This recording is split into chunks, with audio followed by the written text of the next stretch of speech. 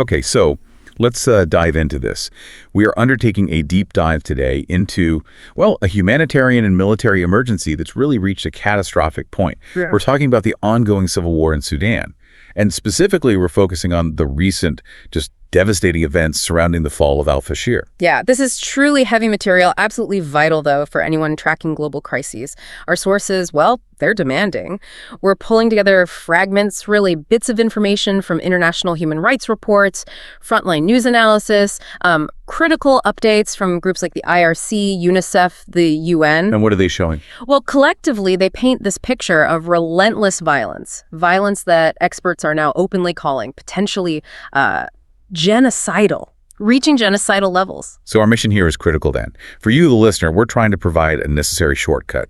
We need to navigate the complexity of this conflict and quickly define the key players, understand the decades-long history that maybe made this recent disaster kind of inevitable. And synthesize the facts surrounding the atrocity in al-Fasher itself. Yeah, exactly. We really aim to cut through the information blackout, which is significant here.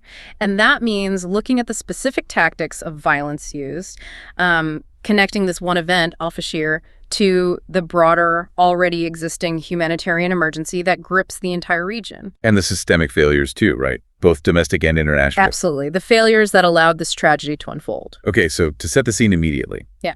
This conflict is fundamentally a power struggle.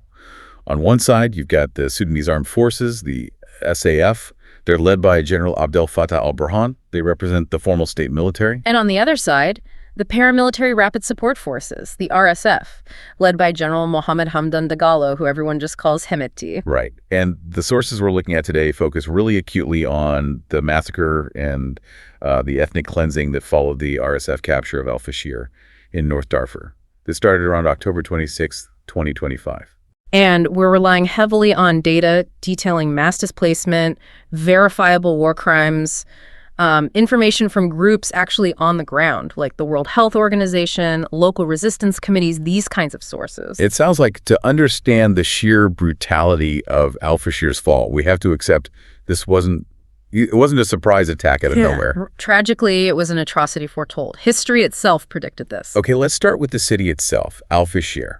Why was it so strategically important, and why did its fall trigger a crisis of, well, this magnitude? It's clearly more than just the capital of North Darfur. Oh, absolutely. It's the sheer number of people there that made it, as you said, a ticking time bomb. It was an existential location for millions, really. Al-Fasher was essentially a sanctuary city. It's a sanctuary? Yeah, you have to look at its population growth.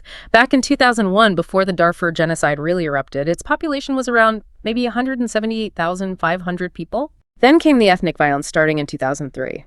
And people fled to al-Fasher because it was a regional center and, nominally safer than the villages being attacked. And that influx just kept going for 2 decades. Exactly. It never really stopped.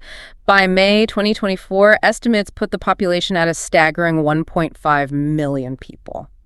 Just think about the strain on infrastructure that implies. A city built for less than 200,000 suddenly trying to cope with 8 times that many people. And the really tragic detail here, the part that tells you who was being targeted, is that over half that population, at least 800,000 people, were already internally displaced. IDPs. They were refugees inside their own country, fleeing earlier violence. That's the absolute core of the crisis.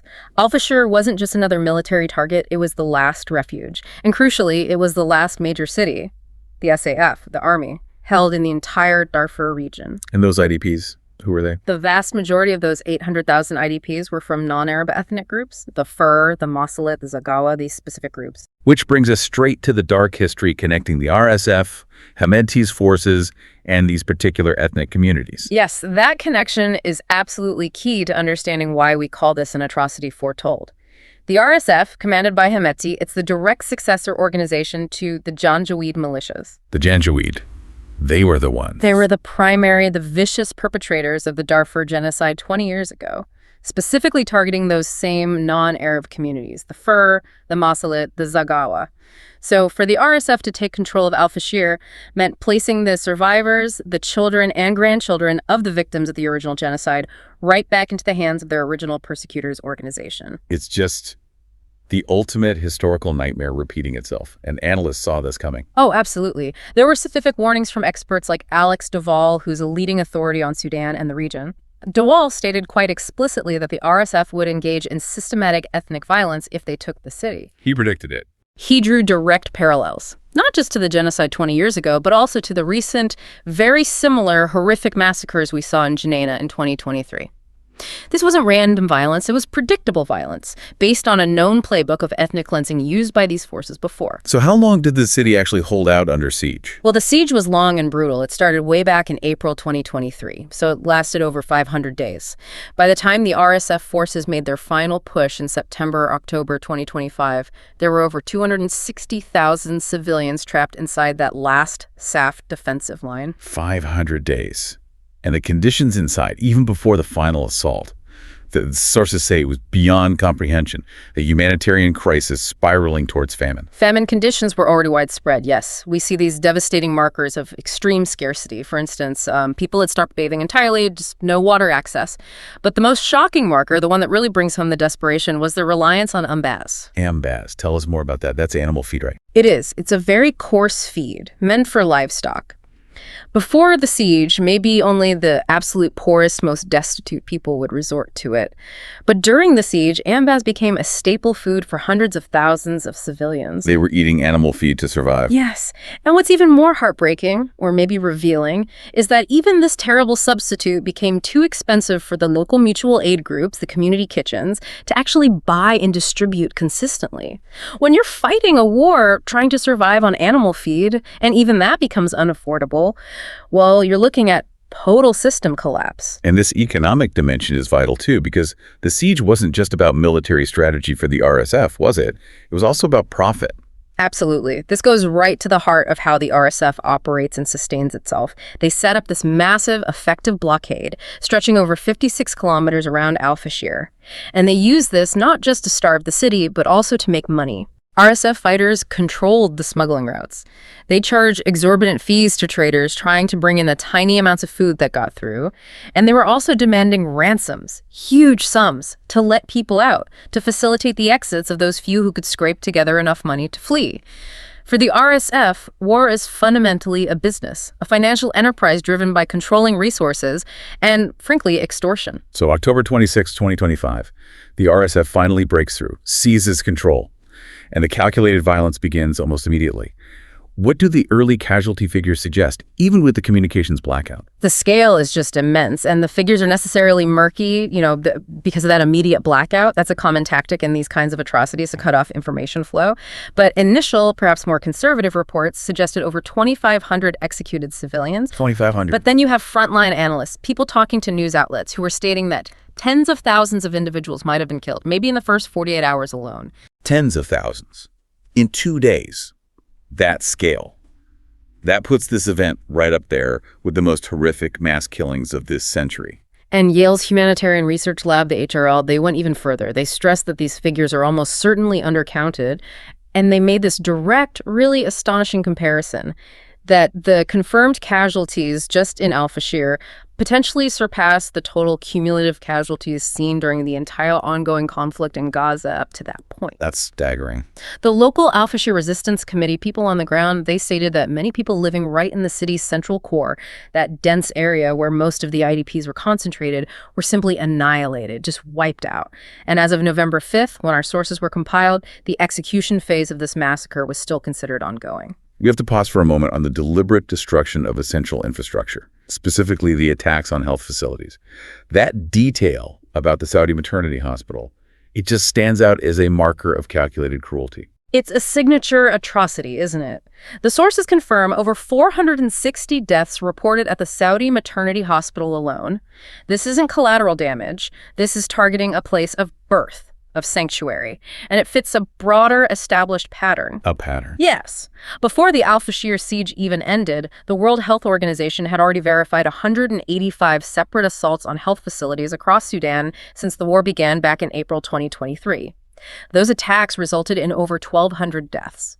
The attack on the maternity hospital in Al-Fasher was just the most devastating single incident within that horrifying pattern. It confirms that medical neutrality, being staff or patients, offers absolutely no protection whatsoever in this conflict. Okay, let's move to how this violence was carried out. This wasn't chaos, right? The report suggests systematic pre-planned executions. A coordinated wave of executions targeting unarmed civilians started the day after the city fell, October 27th. Yes, the word systematic is absolutely key here. The RSF was conducting organized house-to-house raids. It wasn't just military vehicles rolling through. They moved on foot, and terrifyingly, using camels, which is this direct echo of the original Janjaweed tactics from 20 years ago. And the targets? Unambiguously civilian. Women, children, the elderly. They were killing non-combatants in their homes, in the temporary shelters they'd built, in displacement centers, places people thought might be safe. And the sources paint a truly horrific picture of the methods used, sometimes even broadcast by the perpetrators themselves. The depravity is documented, unfortunately. Disturbing graphic videos, allegedly filmed and posted online by RSF fighters themselves, show victims being executed at point-blank range. We see evidence of mutilation, reports of skulls being deliberately shattered. They used a whole range of weapons, drones, and artillery for saturation attacks from afar, but also whips and guns in these up-close personal execution-style raids. It speaks to a culture of total impunity and maybe even a form of psychological warfare. I want to focus on the ethnic component you mentioned earlier. This wasn't just random violence against anyone in the city, was it? Absolutely not. The targeting was specific and deliberate. It confirms the analysis that this was fundamentally ethnic cleansing. Witnesses, survivors, they consistently reported planned attacks aimed specifically at those non-Arab groups. The Zagawa, the Fur, the Berti, the Masalit. And how did they do it? How did they single them out? The sources describe this horrifying methodology. RSF fighters would systematically separate the men from the women. The men were then often subjected to torture and then execution, especially if they refused immediate forced conscription into the RSF ranks right there on the spot. There are even reports suggesting that captured Sudanese armed forces, soldiers, prisoners of war were also executed, just denied any rights under the laws of war. And we have evidence of people being burned alive. And massacres at sites specifically designated for displaced families? The cruelty is just hard to process. One specific, terrible example is the Dar al-Arqam displacement center.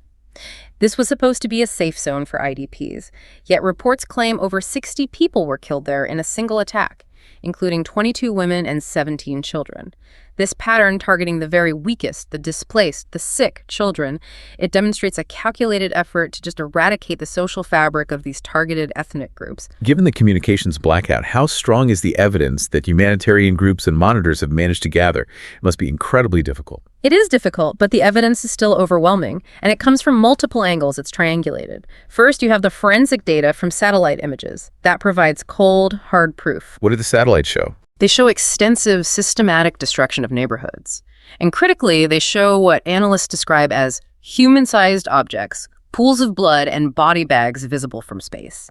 Analysts interpret this as clear evidence of mass graves, and also, possibly, evidence of a subsequent RSF effort to quickly clean up the massacre sites, to hide the full extent of the killings before independent monitors could potentially reach the area. And then there's the evidence provided by the RSF soldiers themselves through social media.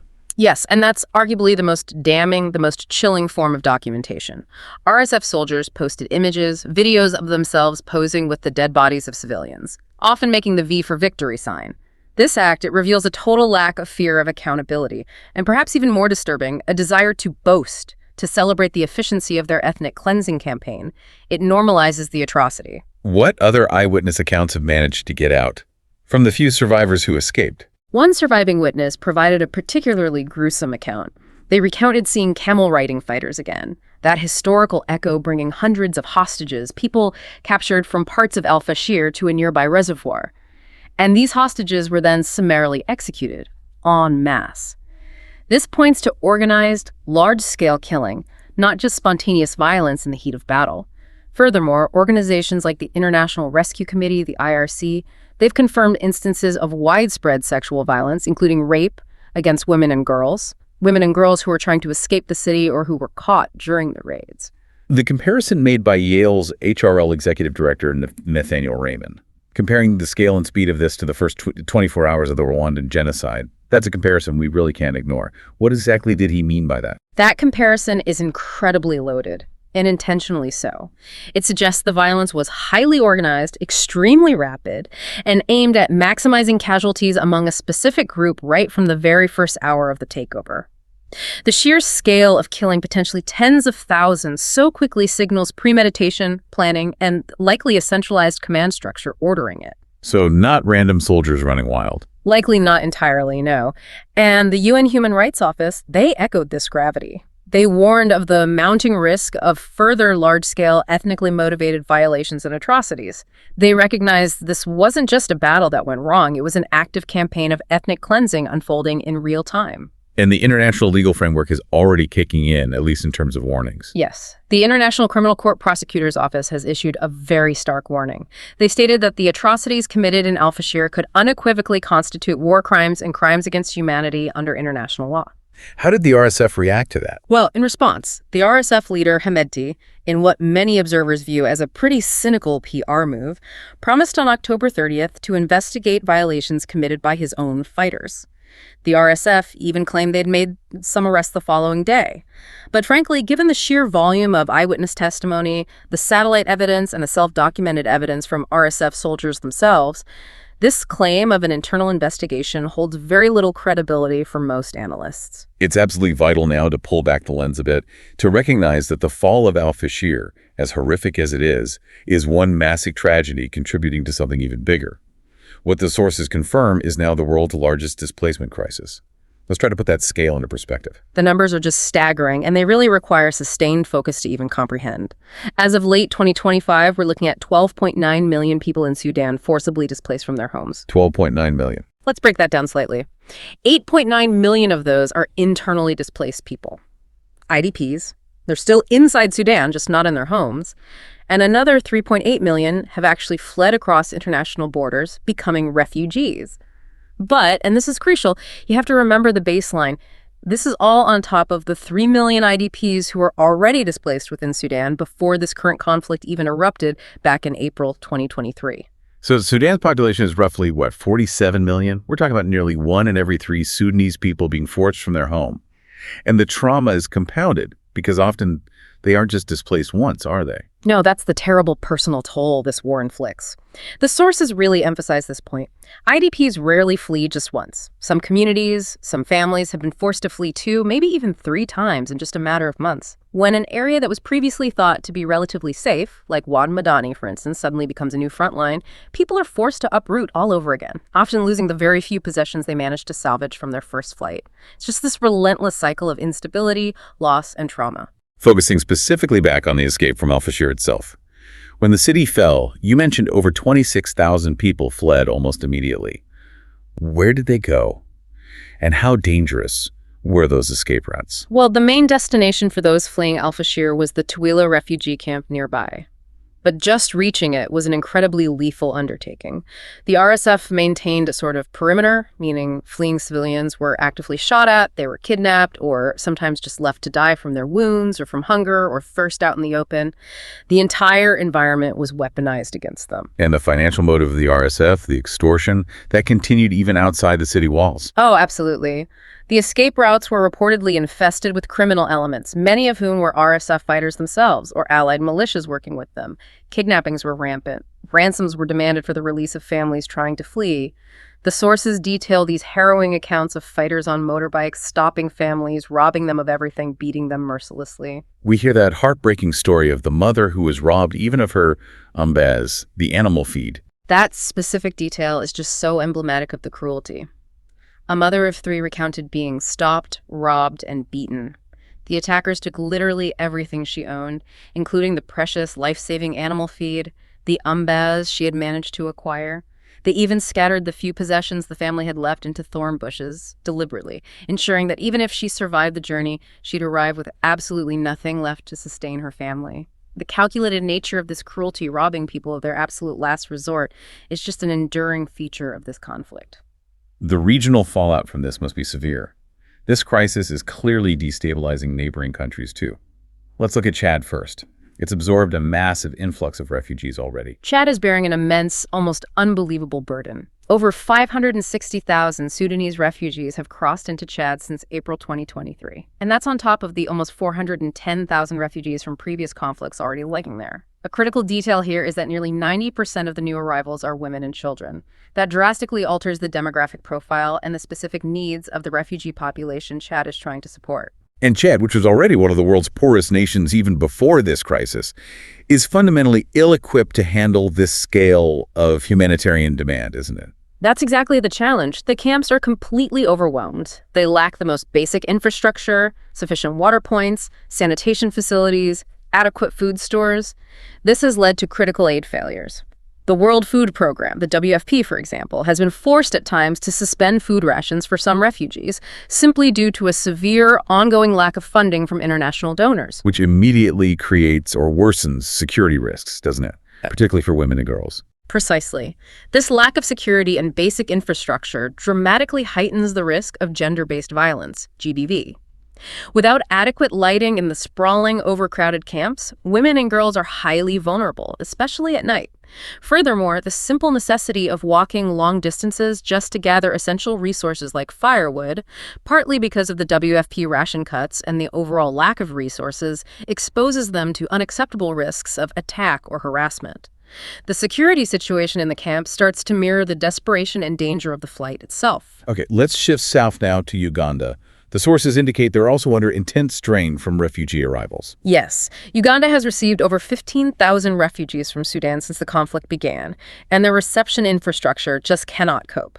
Look at the Kiryandongo Reception Center, for example. It was originally designed for a maximum capacity of about 520 individuals, yet it has received over 8,000 new arrivals just since the beginning of 2024.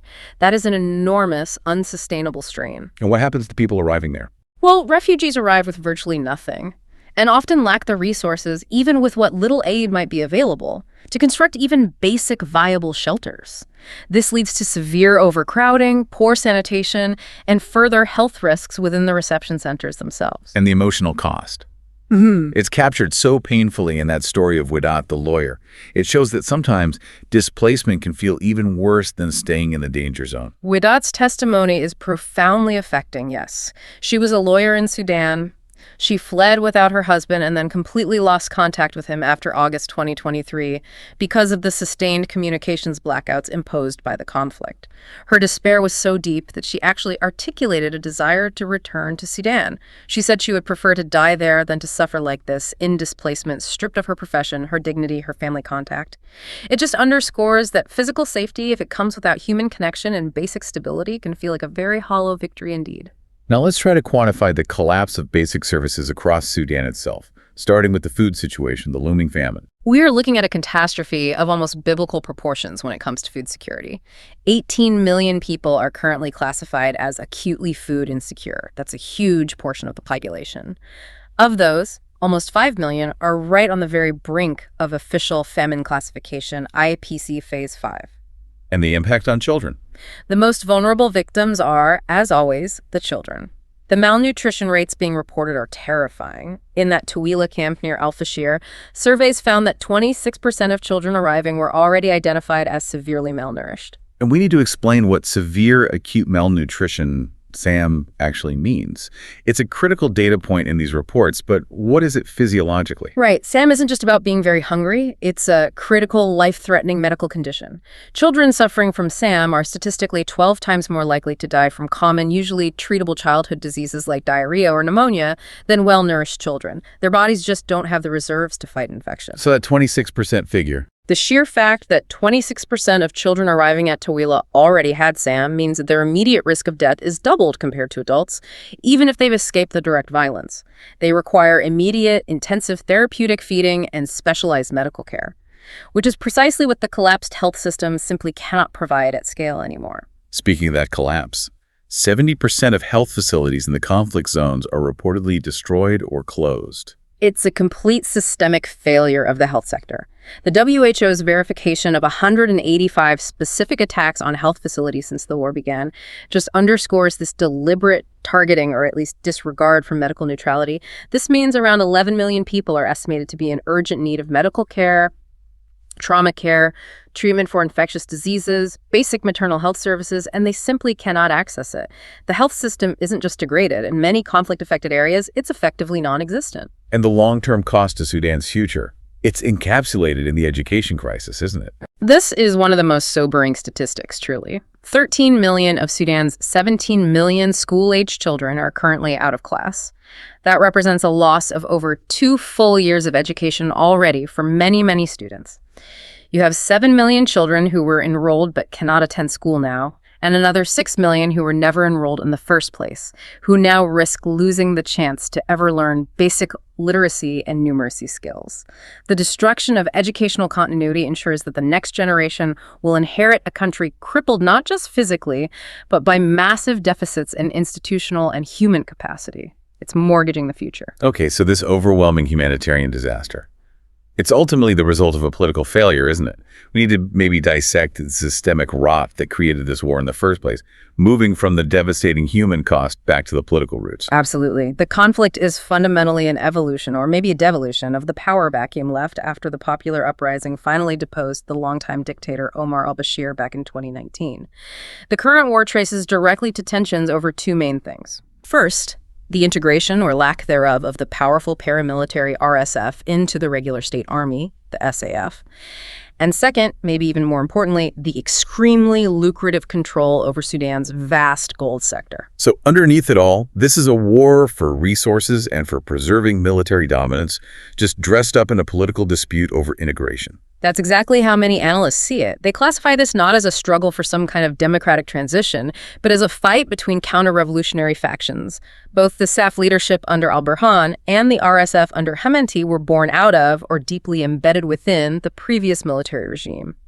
And both seem committed to preserving the military's long-standing economic and political control over Sudan, even if it means destroying the country itself in the process. Let's pull on that thread of resource control for a moment. Yeah. How exactly does the gold sector factor into sustaining this conflict? And who are the external actors reportedly benefiting or enabling this? Gold is essentially the lifeblood of the RSF. Hemedti personally derived immense wealth and political power from his family's control over key gold mines, particularly in Darfur, even before this war. This independent wealth allowed the RSF to operate largely outside the state treasury, financing its own military expansion and patronage networks. And where does the gold go?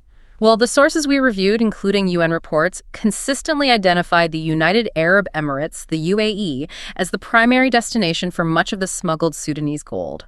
And in return, the UAE has been widely implicated in supplying weapons, drones, and logistical support to the RSF, often apparently funneled through neighboring countries like Chad and Libya. Wait a minute. If Chad and Libya are reportedly conduits for RSF weapons, what does that tell us about their role? Or maybe their complicity or inability to stop it in keeping this war going.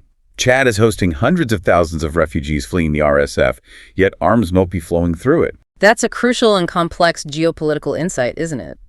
It suggests either a complete breakdown of border security and state control in those regions, which is possible, or, perhaps more likely, it points to a calculated regional calculus.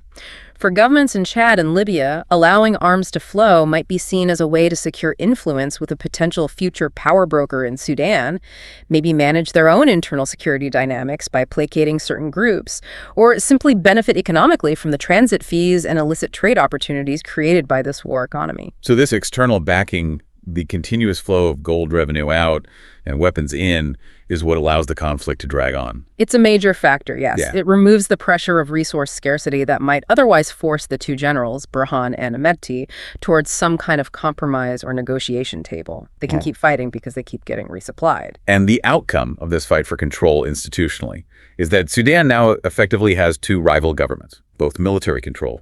Yes. Institutionally, the country is fractured right down the middle. You have the SAF's administration, sometimes called the Hope government, operating mainly from the relatively safer coastal city of Port Sudan. And then you have the RSF's self-declared government of peace and unity, based primarily out of Nyala in Darfur. While both might try to claim some sort of civilian oversight or legitimacy, they are fundamentally military structures competing for territory and international recognition. This deep institutional split makes any kind of unified national response to the humanitarian crisis practically impossible. And this intense violence, combined with the political fragmentation, leads directly to the core problem facing aid workers on the ground. Yeah. These extreme constraints on humanitarian access. ACPS, the Assessment Capacity Project, rated this constraint 5 out of 5. What does that top-level classification actually mean in practice? An ACPS rating of 5 out of 5 essentially means humanitarian access is almost entirely blocked or faces extremely high risks. It's not just about the physical danger from fighting, it's also about deliberate restrictions on movement imposed by both sides, extortion and demands for taxes at countless checkpoints, and the constant threat of having aid trucks looted or commandeered. Was there a specific event that really highlighted this breakdown? Yes, a major turning point that demonstrated the systemic collapse was the RSF's sudden incursion into Wad Madani in December 2023. Wad Madani. That was considered Sudan's breadbasket, right? Yeah. And it became the main hub for humanitarian operations after Khartoum fell. Exactly. It was hosting hundreds of thousands of IDPs who had already fled the fighting in the capital. When the RSF took Wad Madani, it displaced those hundreds of thousands all over again, many for the second or even third time. And critically, it effectively crippled aid operations across the entire central agricultural belt of the country. Compounding all this is the collapse of communications networks. Without reliable phone lines or internet access, aid coordination, monitoring where the needs are greatest, and verifying that aid actually reaches people becomes nearly impossible. It turns relief efforts into incredibly high-stakes guesswork. Now, to really grasp the depth of this institutional failure, we can't just focus on the war years. We need to look at the fragility of Sudan's basic services before this latest war even started. Using that UNICEF evaluation from 2018 to 2023 as a kind of baseline seemed useful. Yes, that evaluation is crucial because it shows the rot, the underlying fragility, was deep, long before the current fighting erupted in April 2023. UNICEF was operating at a massive scale in Sudan. It had an extensive footprint with 6 field offices across the country. It ran huge multi-sectoral programs covering health, nutrition, water, sanitation, hygiene, WRS, education, and child protection. It was, for example, the sole national entity providing treatment for severe acute malnutrition, SAMIM, running nearly 1,840 treatment centers by 2022. They were also the backbone for national immunization campaigns. That sounds like an immense effort, a huge presence. But despite that scale, the evaluation found that national outcomes in key areas were actually deteriorating even before the war. Why was that? The deterioration, according to the evaluation, was driven primarily by chronic political instability coups, protests, governmental paralysis, and critically severely low government investment in basic social sectors over many years. The state resources were consistently being siphoned off by the security sector and patronage networks, rather than invested in health or education. Can you give some specific examples, metrics that were going the wrong way? Sure. Let's look at vaccination rates, a fundamental public health indicator. Measles vaccination coverage, which is a key measure of how well a basic health system is functioning, had dropped to a critically low 67% coverage nationwide by mid-2021. Now, for context, to maintain herd immunity and prevent devastating outbreaks, you generally need coverage well above 90%, ideally 95%. A rate of 67% means huge swaths of the population, especially vulnerable children, were unprotected.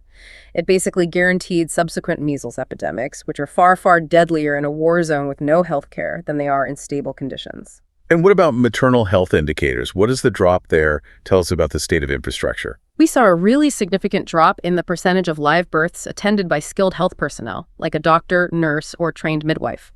It fell from about 77.5% back in 2014 down to just 60% by 2022. This metric signals a profound failure in primary healthcare accessibility, particularly in rural and underserved areas. When skilled birth attendance drops like that, maternal and infant mortality rates inevitably rise. It reflects the fragility of local clinics, the lack of supplies, and the inability of medical staff to even reach communities safely due to insecurity or lack of transport. And the chronic nutrition data you mentioned earlier, that shows this isn't just a recent crisis problem, but a multi-decade structural failure, right? Exactly. The UNICEF evaluation specifically noted that chronic malnutrition, or stunting, had either been stagnant or actually worsening in Sudan for 3 decades. This isn't caused by a single bad harvest or a temporary disruption. It's the result of long-term poverty, inadequate access to clean water and sanitation, wash and pashes, poor infant feeding practices, and systemic government neglect of the underlying causes. The war that started in 2023 simply tipped an already critically unstable system into complete catastrophic collapse. The political turmoil, specifically the military coup in 2021, and the subsequent instability leading up to the war, forced UNICEF and other agencies to completely pivot their operational model, didn't it? How did that impact their ability to deliver aid? Yes, the shift was radical, and according to the evaluation, necessary for survival. Prior to the 2021 coup, a lot of aid delivery, especially large-scale programs, was often coordinated through federal government ministries and state-level structures. After the coup, and especially after the war broke out in 2023, that pathway effectively closed down in many areas due to the fighting, political hostility, risk to staff, and frankly, the government's own failure to deliver basic services.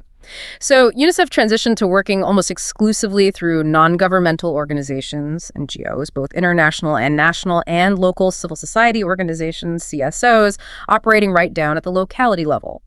This was seen as a critical emergency move to keep basic services like therapeutic feeding or water trucking from vanishing entirely in conflict zones. But while that shift might save lives in the immediate short term, does it create massive sustainability challenges for Sudan's long-term recovery, whenever that might begin? It creates enormous challenges, yes. The evaluation pointed this out quite clearly. When you bypass the state systems entirely, you often increase delivery costs because you're relying on multiple, sometimes less efficient, NGO supply chains.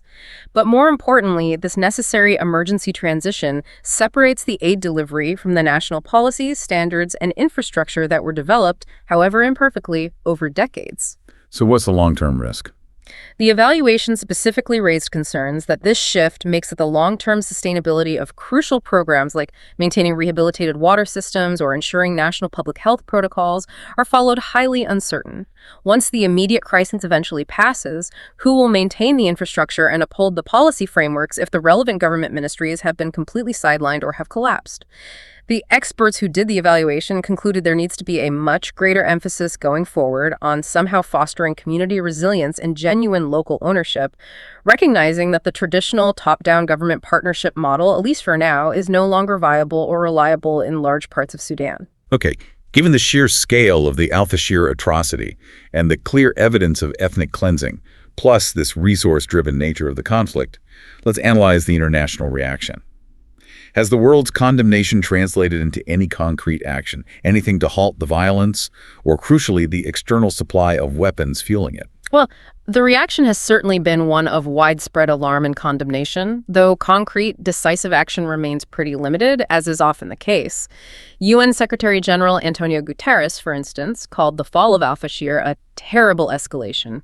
And he made a direct, very urgent plea for foreign countries to stop supplying weapons or any form of military support to either of the warring groups. That sounds like a direct call-out. It was, and the UN High Commissioner for Human Rights also demanded urgent and concrete action specifically to protect civilians, explicitly recognizing the ethnic targeting involved in al-Fasher. That warning from the ICC prosecutor about potential war crimes and crimes against humanity, that carries significant legal weight, doesn't it?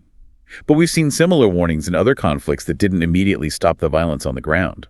What about diplomatic pressure from major world powers? The diplomatic pressure is definitely high, but it often seems focused more on achieving humanitarian access, getting aid in, rather than contemplating any kind of military intervention to stop the fighting itself. The U.S., for example, publicly called on the RSF to ensure civilian safety and open up humanitarian corridors.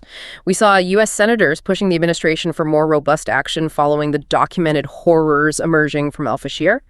The European Union similarly condemned the RSF's brutality. Any other reactions? Even high-profile religious figures like Pope Leo decried the violence, urging dialogue and relief efforts.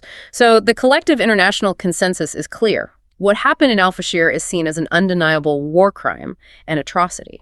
Yet despite all this global pressure, despite the recognition of the gravity of the situation, the mediation efforts, those talks in Jeddah, talks in Geneva, they have repeatedly failed to achieve any kind of lasting ceasefire, let alone a political solution.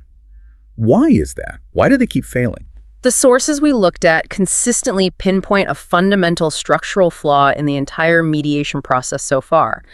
The efforts, whether led by Saudi Arabia, the U.S., or others, have consistently prioritized achieving short-term ceasefires. They focused almost exclusively on the two main belligerent military leaders, al-Burhan for the SAF and Hemeti for the RSF, instead of tackling the deeper, fundamental political disagreements and, crucially, the economic roots of the conflict, like control over gold and state resources. And what's the major shortfall and who's included? The biggest shortfall, according to many analysts and Sudanese civil society groups themselves, has been the consistent exclusion of genuine civilian political actors and the local resistance committees, the very groups that organized the 2019 revolution demanding democracy. That seems like, well, an almost guaranteed recipe for failure, doesn't it? Yeah. You're trying to negotiate the future of a country with the two main figures who are actively destroying it, and you completely leave out the people who actually represent the democratic opposition and are suffering the consequences. That is precisely the critique leveled against these processes. The peace efforts have been widely perceived, both inside Sudan and by external analysts, as essentially a negotiation among counter-revolutionary military factions, a process designed primarily to allow them to carve up power and protect their own economic interests, rather than genuinely establish democratic governance or address the deep-seated ethnic grievances, particularly from regions like Darfur.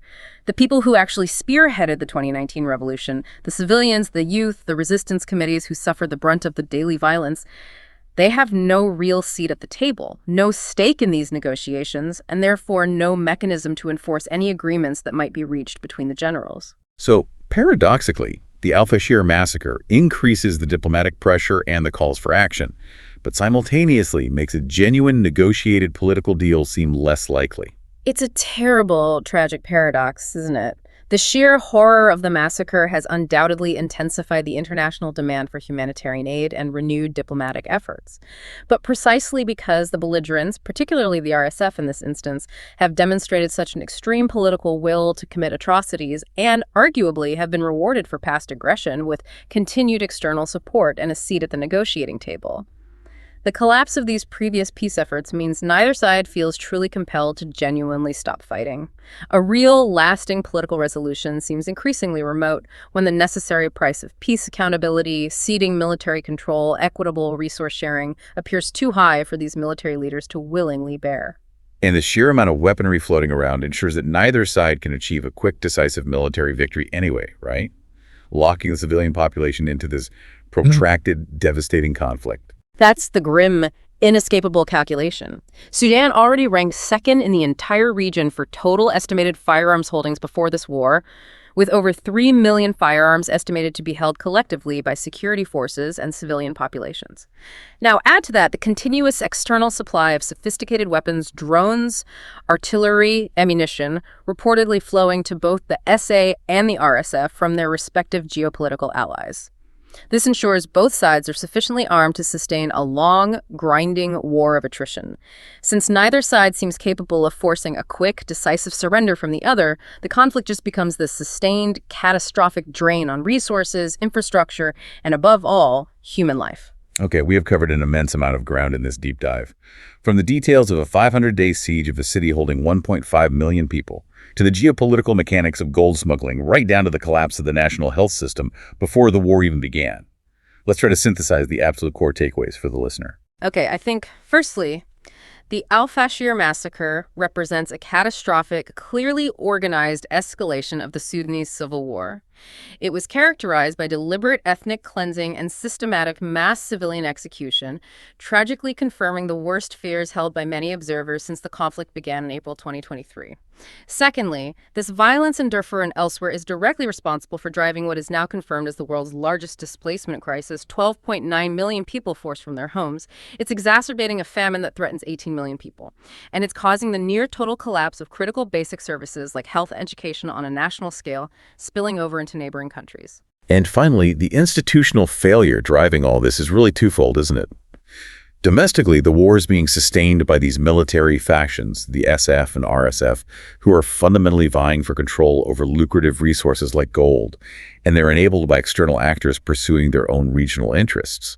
And externally, the international aid response, while desperately needed, is rated as facing extreme constraints on access, struggling to shift away from now failed government partnerships to actually reach a population in the most desperate need imaginable. It paints just a devastating, almost hopeless picture, doesn't it? Of a country being systematically ripped apart by its own military class, enabled by regional power struggles, with the civilian population caught in the crossfire. Which brings us to our final, provocative thought for you, the listener, to consider. The core conflict, as we've really explored today, seems deeply rooted in this internal struggle for military-controlled power and resources, and the repeated international peace negotiations have failed, arguably, precisely because they excluded genuine civilian political leadership and sidelined the democratic aspirations of the Sudanese people that sparked the 2019 revolution. So, given that these military factions appear sufficiently armed, thanks to external support, to sustain this protracted war almost indefinitely, and given that the humanitarian disaster now directly impacts almost half the country's entire population, what does this persistent failure to include civilian governance, to address the deep-seated ethnic and economic grievances, truly mean for the long-term viability of Sudan as a cohesive, functioning state? Does the sheer catastrophic scale of this disaster now preclude any return to the kind of status quo that existed before this current war began? Does it demand not just another fragile ceasefire, but perhaps a complete, maybe even externally enforced restructuring of the nation's fundamental political and economic identity to break this cycle? A vital and incredibly difficult question for the world and for Sudanese people themselves to grapple with. Thank you for taking this deep dive with us today into this incredibly difficult but absolutely crucial material. We encourage you to stay informed, seek out diverse sources, and continue learning about this ongoing global crisis.